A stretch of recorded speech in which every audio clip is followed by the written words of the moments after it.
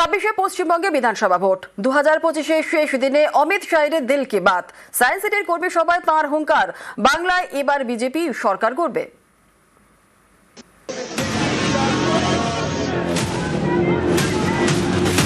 अमित शाह जी को जय श्री राम। अमित शाह जी स्वागतम। বুধবার 2025-এর শেষ দিনে সায়েন্স সিটিতে বিজেপির কর্মী সভা। এই মঞ্চ থেকেই হুঙ্কার অমিত শাহের। বললেন, দিল পে লিখলো হামারা সরকার বনেগা। যেই প্রার্থী হন তাকে জেতাতে হবে, সকলকে ময়দানে নামতে হবে। মঙ্গলবারও অমিত শাহের গলায় ছিল একই সুর। बीजेपी सरकार का संकल्प 15 अप्रैल 2026 के बाद जब भाजपा सरकार बनेगी, बंग गौरव, बंग संस्कृति, उसके पुनर्जागरण की हम फिर से शुरुआत करेंगे। বুধবার বিজেপি কর্মী সভায় শাহ বলেন, দিল পে লিখলো হামারা সরকার বনেগা।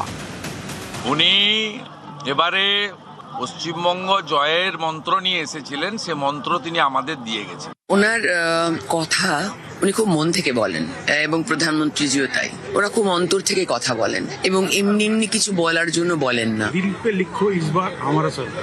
দিল পে লিখলো। কলকাতায় বিজেপির 4টে সাংগঠনিক জেলা, কলকাতা উত্তর, কলকাতা দক্ষিণ, কলকাতা শহরতলি এবং যাদবপুর। বিজেপির এই 4টে সাংগঠনিক জেলার মধ্যে পড়ে 28টি বিধানসভা আসন। 21-এর বিধানসভা ভোটে এই 28টির আসনের মধ্যে একটিতেও জিততে পারেনি বিজেপি। এবার 26-এ কি হবে টার্গেট বেঁধে দিলেন অমিত শাহ। তিনি বলেন, কলকাতার 28 আসনের মধ্যে 20টি চাই। কলকাতায় যে 4টে আমাদের জেলা আছে, সেই 4টে জেলায় 28টা সিট। সেই 28টা সিটের মধ্যে 20-র অধিক সিট বিজেপিকে জিততে হবে। এটাই অমিত শাহর আহ্বান। সারা বাংলা জিতে আসবে, আর এখানে যদি না জেতে তাহলে জেতাটা তো সম্পূর্ণ হলো না।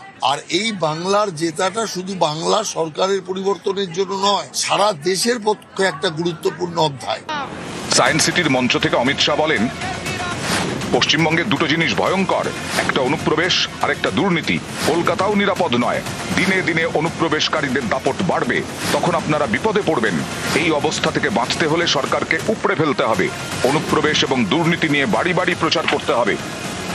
উনি বলেছেন, ত্রিপুরাতে সমস্ত বর্ডার সিল, সেখান থেকে বাংলাদেশি অনুপ্রবেশ ঢুকতে পারে না। আসামে পুরো সিল করে দেওয়া হয়েছে, ঢুকতে পারছে না।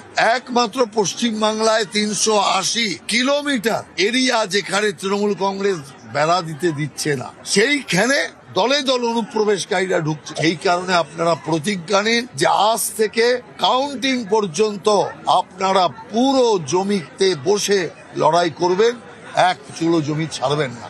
এটাই মূল আহ্বান অমিত শাহ।